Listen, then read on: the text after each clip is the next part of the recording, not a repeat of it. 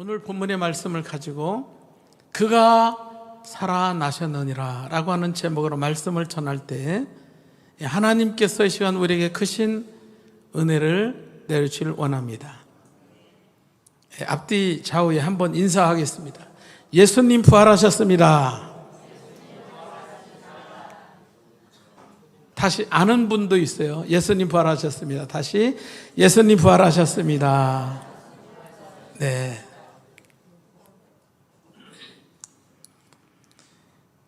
부활절은 단순히 예수님의 부활 사건을 기념하는 그 날을 넘어서 우리 신앙의 핵심을 상징합니다. 당시 제자들은 부활 소식을 접했을 때 두려움과 혼란 속에서 놀라운 희망을 발견했습니다. 오늘 우리도 주님의 부활의 의무를 다시 한번 되새겨보며 이 놀라운 소식이 우리의 삶에 어떠한 기대감을 주는지 말씀을 통해 은혜 받는 귀한 시간이 되시기를 바랍니다. 미국의 한 중환자 병동에 아주 심한 화상을 입고 생사의 기로를 헤매는 10대 초반의 어린 소년이 있었습니다. 그런데 그날 처음 자원봉사를 나온 대학생 한 명이 중환자 병동에 들어갔습니다. 이 중환자 병동은 자원봉사가 들어갈 수 없는 그런 곳인데 어쩌다 이 중환자 병동에 들어가게 된 것입니다. 이 대학생은 이 소년의 기록을 보고 또 나이를 확인한 다음 중학교 2학년 과정에 해당하는 영어 문법의 동사 변화를 가르치기 시작했습니다. 물론 이 소년이 알아듣는지 못 알아듣는지는 확인할 수는 없었지만 이 순진한 대학생 자원봉사는 그 며칠 동안 열심히 가르쳤습니다. 그런데 놀라운 일은 의사들이 회복 가능성이 아주 희박하다고 판정을 내렸었는데 이 소년의 상태가 점점 나아지기 시작한 것입니다. 한 주, 두 주가 지나면서 완전히 고비를 넘기고 정상으로 돌아오고 있음에 모두가 놀랐고 다들 이 소년의 회복 원인에 대해서 궁금했습니다. 얼굴에 붕대를 풀던 날 소년에게 그 원인이 뭐냐고 물었습니다. 소년의 대답은 걸작이었습니다. 사실은 저도 가망이 없다고 스스로 절망하고 포기하고 있었는데 한 대학생 형이 들어와서 다음 학기 영어 시간에 배울 동사 변화를 가르쳐주기 시작해서 저도 놀랐어요. 그 형은 내가 나와서 학교에 들어가면 이것들을 알아둬야 돼. 그래야 공부에 뒤처지지 않을 거야 라고 하더군요. 그때 저는 제 마음에 확신이 생겼습니다. 의사 선생님들이 내가 나을 수 있다고 판단했나 보다. 그렇지 않고서야 이렇게 생사를 가르는 이 시간에 또 붕대를 칭칭 감고 있는 나에게 다음 학기 영어를 가르쳐줄 리가 없지. 그때부터 이 소년에게는 마음이 기뻤고 희망이 생기기 시작했다는 겁니다. 절망 가운데 새로운 희망이 생겼기 때문에 그 힘겨움을 견딜 수 있었던 것입니다. 오늘 본문의 상황이 마치 이와 같습니다. 예수님께서 십자가에 달려 돌아가셨습니다. 이때 안식일이 되기 직전이라 황급하게 장례를 치렀습니다. 그리고 안식일이 지난 다음 날 새벽에 막달라 마리아와 또 야고보의 어머니 마리아와 또 살로메가 예수님 시신에 바를 향품을 준비해서 예수님 무덤을 찾았습니다. 예수님의 무덤을 향하는 저들의 발걸음은 한없이 무거웠습니다. 사랑하는 예수님께서 너무나도 억울하게 돌아가셨기 때문입니다. 자기들이 믿고 의지하던 예수님께서 너무나도 갑작스럽게 돌아가셨기 때문입니다. 무거운 발걸음을 옮기는 이 세 여인은 정말 깊은 슬픔에 잠겨 있었습니다. 사랑하는 주님의 죽음에 큰 충격을 받았기 때문입니다. 그리고 이 세 여인은 추스를 수 없는 깊은 그 절망을 느끼고 있었습니다. 앞으로 주님 없이 살아갈 길이 막막했기 때문입니다. 그런데 그보다 당장 눈앞에 걱정거리가 있었습니다. 막상 주님의 무덤에 가도 무거운 돌로 무덤이 닫혀 있어서 주님의 시신에 그 향품을 바를 수 없기 때문입니다. 그래서 주님의 무덤으로 향하면서도 이 세 여인은 걱정이 많았습니다. 그런데 놀랍게도 이 무덤 문이 열려 있었습니다. 그리고 무덤이 비어 있었습니다. 거기 빈 무덤에 웬 흰옷 입은 청년이 있었고 그 청년이 그들에게 이렇게 말하는 것입니다. 마가복음 16장 6절에서 7절의 말씀입니다. 청년이 이르되 놀라지 말라. 너희가 십자가에 못 박히신 나사렛 예수를 찾는구나. 그가 살아나셨고 여기 계시지 아니하니라. 보라, 그를 두었던 곳이니라. 가서 그의 제자들과 베드로에게 이르기를 예수께서 너희보다 먼저 갈릴리로 가시나니 전에 너에게 말씀하신 대로 너희가 거기서 배우리라 하라 하는지라. 마태복음을 보면 이 흰옷 입은 청년을 가리켜서 천사라고 말씀하고 있습니다. 그러니까 천사가 빈 무덤에서 세 여인에게 예수님께서 살아나셨다고 하는 소식을 전한 것입니다. 그리고 제자들에게 가서 주님의 메시지를 전하라고 말한 것입니다. 이 세 여인이 최초로 주님의 부활의 소식을 들은 것입니다. 예수님의 무덤이 비어있는 것을 보았고 천사로부터 예수님의 부활 소식을 전해 들었습니다. 예수님의 부활에 관해서 들었고 또한 눈으로 확인한 것입니다. 이 소식이 이 여인들을 변화시켰습니다. 무덤을 향하던 발걸음을 바꾸어 놓았습니다. 주님의 부활 소식이 그들의 삶을 변화시킨 것입니다. 우리는 본문 말씀에서 예수님의 부활 소식이 이 여인들에게 어떻게 느껴졌는지를 살펴보겠습니다. 그리고 오늘 부활 소식을 듣는 우리는 또 이 소식을 어떻게 받아야 하는지를 생각해 보겠습니다. 첫째, 놀랐습니다. 마가복음 6장 8절의 말씀을 보면 이렇게 기록되어 있습니다.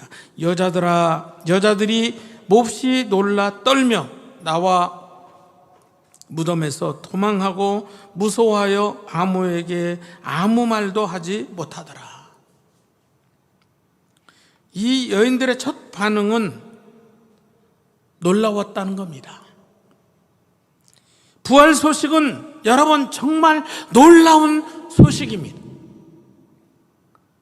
사흘 전 장례를 치르고 시신을 안치한 무덤이 비어 있다면 여러분 얼마나 놀라운 일입니까? 그것도 죽은 사람이 다시 살아나서 그 무덤이 텅 비게 되었다면 얼마나 놀라운 일입니까? 성경을 보면 하나님은 우리를 놀라게 하시는 하나님이시라고 하는 사실을 알게 됩니다. 성경에 나오는 믿음의 사람들은 인생을 살면서 여러 차례 하나님께서 베푸시는 깜짝 이벤트를 체험해 본 사람들입니다. 창세기 22장을 보면 여호와 일의 사건이 나옵니다. 아브라함이 하나님의 말씀에 순종하여 이삭을 번제로 바치려고 모리아 산으로 갔습니다. 하나님께서 아브라함에게 100세에 낳은 아들 이삭을 번제물로 바치라라고 하셔서 지금 이삭을 이 번제단에 올려놓았습니다. 그리고 칼로 그 아들을 제물로 바치려는 순간입니다. 바로 그 순간 하나님께서 다급하게 멈추게 하셨습니다. 아브라함아, 아브라함아. 그래서 아브라함이 칼로 이삭을 잡는 것을 그만두었습니다. 그러자 눈에 순양 한 마리가 보입니다. 뿔이 숲풀에 걸려 어쩌지 못하고 있었습니다. 아브라함은 금방 알아차렸습니다. 하나님께서 이 제사를 위해 저 순양을 준비해 놓으셨다는 것을 말입니다. 그래서 그곳 이름을 여호와 이레라고 불렀습니다. 하나님께서 준비하셨다라고 하는 뜻입니다. 바로 이 여호와 이레 사건은 하나님께서 준비하신 깜짝 이벤트였습니다. 그 누구도 생각지 못했던 놀라운 사건입니다. 그 누구도 기대하지 못했던 놀라운 사건입니다. 이 깜짝 이벤트로 우리의 인생이 변화되었습니다. 세상이 변했습니다. 역사가 변했습니다. 오늘도 부활하신 주님께서는 우리 인생에 찾아오십니다. 그리고 때로는 깜짝 이벤트로 답답한 우리의 상황을 바꿔 놓으십니다. 우리의 한계를 극복하게 해 주십니다. 사랑하는 성도 여러분, 부활하신 주님께서 오늘도 우리의 답답한 상황 가운데 찾아오십니다. 그리고 때로는 우리를 놀라게 하십니다. 성도 여러분의 인생 가운데 주님 때문에 놀랄 일이 더욱 많아지시기를 바랍니다. 그리고 두 번째로 기뻤습니다. 마가복음 16장 10절의 말씀을 보면 이렇게 기록되어 있습니다. 마리아가 가서 예수와 함께 하던 사람들이 슬퍼하며 울고 있는 중에 이 일을 알림해 막달라 마리아가 슬퍼하고 있던 그 주님의 제자들에게 달려가서 이 사실을 알렸다는 것입니다. 같은 이야기를 마태복음 28장 8절에 이렇게 기록하고 있습니다. 그 여자들이 무서움과 큰 기쁨으로 빨리 무덤을 떠나 제자들에게 알리려고 다름질할세. 이 세 여인이 너무 기뻐서 제자들에게 달려갔다는 겁니다. 그리고 그 기쁜 소식을 전했습니다. 부활하신 주님을 만난 사람들은 이 땅에서 맛볼 수 없는 큰 기쁨을 맛보게 됩니다. 부활 소식을 전해 들은 사람들은 정말 큰 기쁨을 누릴 수 있게 됩니다. 오늘도 부활하신 주님은 우리 삶 속에 찾아오셔서 우리의 슬픔을 기쁨으로 바꾸어 주심을 믿으시는 여러분들이 되시기를 바랍니다. 우리를 사로잡고 있던 큰 슬픔을 다 떨어내게 하시고 정말 큰 기쁨이 되게 해 주심을 믿으시는 성도 여러분들이 되시기를 바랍니다. 어느 심장병 환자의 고백이 숙입니다. 수술받기 전날 간호사가 나를 찾아왔다. 간호사는 상냥하게 나의 손을 잡고서 나에게 자기 손을 꽉 잡아보라고 시켰다. 그리고 말했다. 내일 수술을 받으시는 동안 당신의 몸에서 심장이 분리되고 기계의 도움에 의하여 생명이 유지될 것입니다. 수술이 성공적으로 끝나면 심장은 새롭게 연결되어 정상적인 기능을 발휘합니다.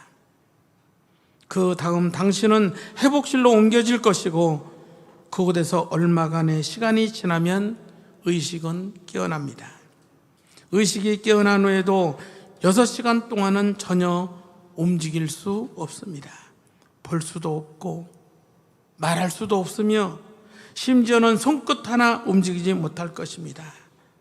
바로 그때 나는 당신 곁에서 지금과 같이 손을 잡고 있을 것입니다.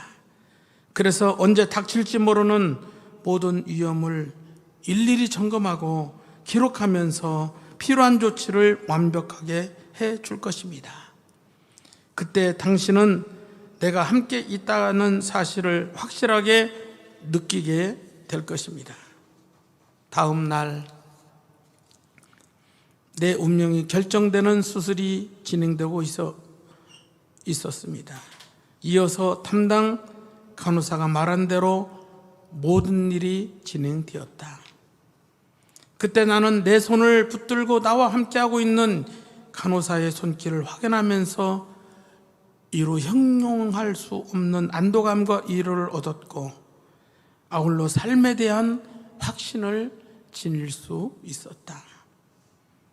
내 생애에서 가장 어렵고 중요한 순간에 그녀가 내 손을 붙들고 내 모든 문제 하나하나 처치해 가고 있다는 생각이 들자 그녀와 함께하는 그 순간이 내게 얼마나 가치 있고 포근한 것이었는지 다른 사람들은 아마 상상도 못할 것이다. 예수님이 이 땅을 떠나실 때 우리에게 약속하신 바가 생생하게 떠오른다. 보혜사 성령님을 보내주시겠다고 하신 것이다. 성령님은 원문에 보면 파라클레토스라고 하는데 그 뜻은 우리 옆에 와 계시는 분이라고 한다. 아울러 예수님은 승천하시기 전에 마지막으로 약속하시기를 마태복음 28장 20절에서 볼지어다 내가 세상 끝날까지 너희와 항상 함께 있으리라. 그렇다. 하나님은 나와 떨어져 있는 분이 아니고 바로 내 곁에 오셔서 내 손을 꼭 붙잡고 나와 항상 함께 하시는 분이시다. 그래서 다윗은 그와 같은 믿음이 있었기에 남다른 삶을 살 수가 있었던 것이다. 그는 어렵고 힘든 역경 중에서도 놀라운 하나님의 위로와 삶의 용기를 받았던 것이다. 여호와는 나의 목자시니 하나님이 함께 하신다는 사실을 외면하고 살 때에 우리는 절망하고 불안해하며 사는 것이다 라고 고백을 했습니다.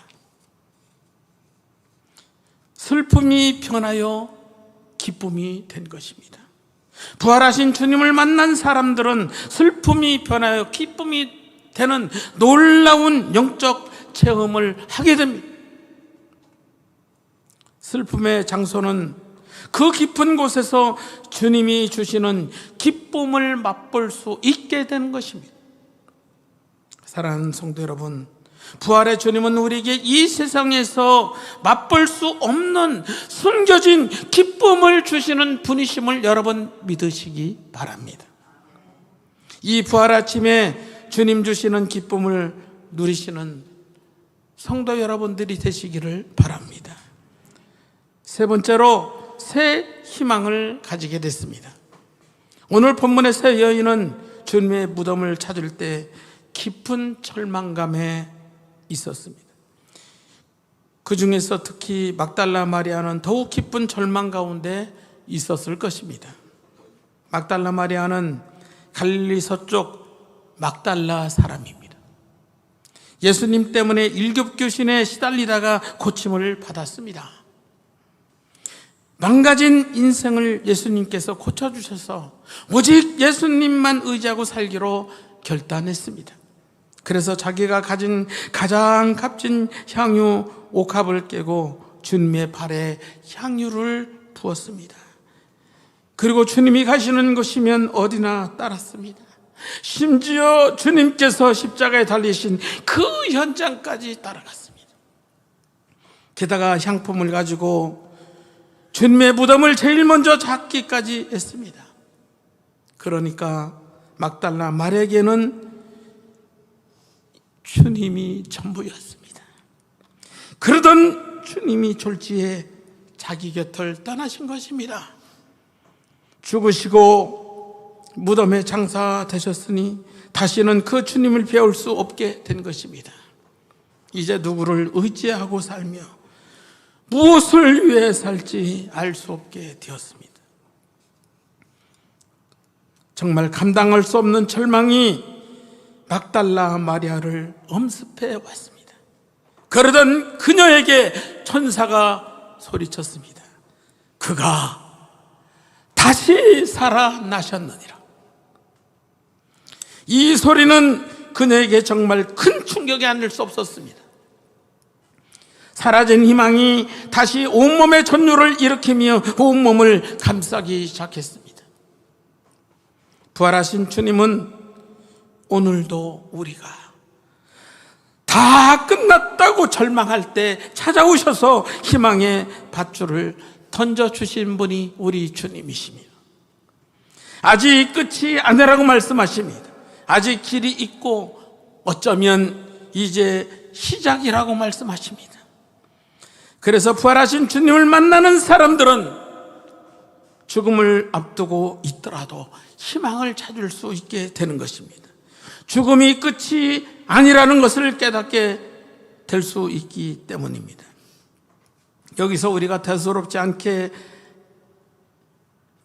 대강 넘어가서는 안 될 것은 막달라 마리아는 부활 소식을 듣고 희망을 찾았을 뿐만 아니라 자신이 희망을 전하는 희망의 전달자가 된 것입니다. 다른 제자들에게 부활 소식을 전하면서 새로운 희망의 소식을 전했던 것입니다. 우리 주변에 절망의 한숨이 넘쳐나고 있습니다. 살기가 너무 힘이 든다고 한숨입니다. 미래가 불투명하다고 한숨입니다. 온통 절망적인 이야기뿐입니다. 절망하는 사람들에게 희망을 주기보다는 오히려 더 절망을 느끼게 만듭니다. 정치인들이 당리당략과 사리사욕에 눈이 멀어서 국민의 생각은 국민의 아니는 마음에도 없고 갈등과 분열을 조장합니다. 서로 다투고 헐뜯고 싸우는 모습에 도저히 국회의원이라고 할 수 없는 사람들이 우리를 당황스럽게 만듭니다. 이런 상황 속에서도 여전히 우리는 희망을 가져야 합니다. 부활하신 주님을 바라보며 주님 안에서 희망을 가져야 합니다. 그리고 희망을 여러분 나누어야 합니다. 절망하는 사람들에게 부활 소식을 전하며 희망을 나누시는 여러분들이 되시기를 바랍니다. 사랑하는 성도 여러분, 우리 주님께서 우리를 위해 십자가에 달려 돌아가시고 사흘 만에 다시 살아나셨습니다. 그가 다시 살아나셨느니라. 천사가 말한 대로 주님께서 다시 살아나셨습니다. 이 소식은 정말 놀라운 소식입니다. 우리가 감격하며 부활하신 주님을 맞이해야 하겠습니다. 그리고 이 소식은 정말 기쁨의 소식입니다. 슬픔을 기쁨으로 변하게 해주는 소식입니다. 나아가 이 소식을 새 희망을 주는 굿 뉴스입니다. 좋은 소식입니다. 우리가 주 안에서 새로운 소망을, 희망을 얻게 해주는 좋은 소식입니다. 사랑하는 성도 여러분, 예수님께서 다시 사셨습니다. 누구를 위해서 다시 사셨나요? 나를 위해서, 여러분들을 위해서 우리 주님께서 십자가에 못 박혀 돌아가시고 사흘 만에 다시 살아나셨음을 믿으시기 바랍니다. 예수님께서 사망 권세를 이기셨습니다. 예수님께서 부활의 새 생명을 우리에게 전해 주셨습니다. 그런 부활의 기쁨으로 주님을 증거하며 사시는 성도 여러분들이 되시길 주님의 이름으로 축원합니다.